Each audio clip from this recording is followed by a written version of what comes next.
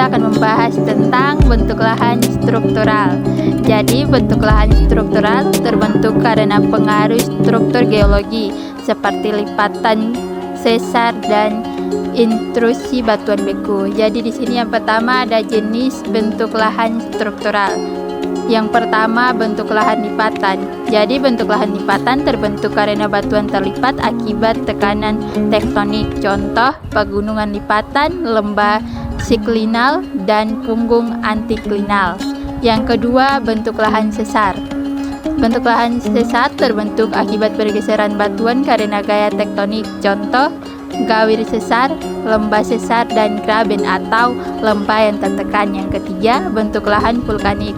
Bentuk lahan vulkanik terbentuk karena aktivitas gunung berapi. Contoh, gunung berapi, kaldera, dan aliran lava. Yang keempat, bentuk lahan intrusi batuan beku terbentuk karena magma menerobos batuan sedimen.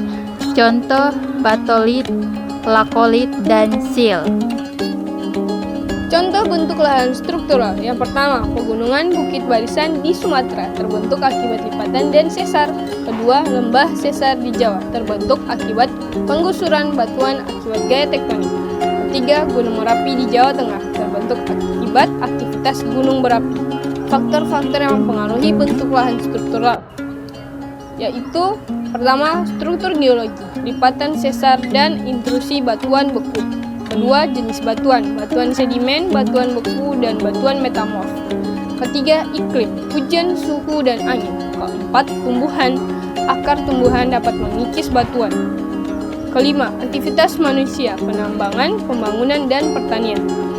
Nah, jadi pentingnya mempelajari bentuk lahan struktural adalah memahami sejarah geologi suatu daerah. Kedua, mengetahui potensi sumber daya alam. Ketiga, merencanakan pembangunan infrastruktur yang aman. Dan keempat, mencegah bencana alam. Bentuk lahan struktural memiliki ciri-ciri khas yang membedakannya dari bentuk lahan lainnya. Berikut beberapa ciri utamanya. Yang pertama, bentuk yang teratur. Bentuk lahan struktural cenderung memiliki bentuk yang teratur dan terpola, mengikuti struktur geologi yang mendasarinya. Misalnya, pegunungan lipatan memiliki puncak-puncak yang sejajar dan lembah-lembah yang berkelok-kelok. Nah, yang kedua, kemiringan lereng yang khas, di mana lereng pada bentuk lahan struktural cenderung memiliki kemiringan yang khas, tergantung pada jenis struktur geologi. Lereng pada pegunungan lipatan biasanya lebih curam dibandingkan dengan lereng pada dataran. Yang ketiga, adanya sikapan batuan. Bentuk lahan struktural seringkali memperlihatkan sikapan batuan yang jelas, yang menunjukkan struktur geologi yang mendasarinya. Yang keempat, adanya pola aliran sungai.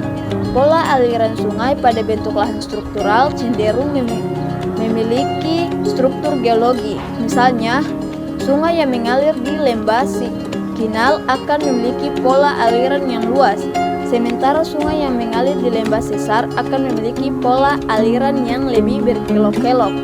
Nah, yang kelima, adanya fitur-fitur geomorfologi.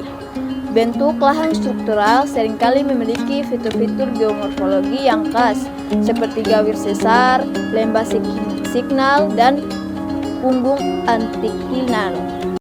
Nah, itu saja dari kelompok kami, yaitu kelompok 4 tentang bentuk lahan struktural. Semoga bisa dipahami oleh Pak dan teman-teman sekalian. Jika ada kekurangan, itu karena kami manusia penuh dengan kekurangan dan kelebihan. Kesempurnaan hanyalah milik Allah Subhanahu wa Ta'ala.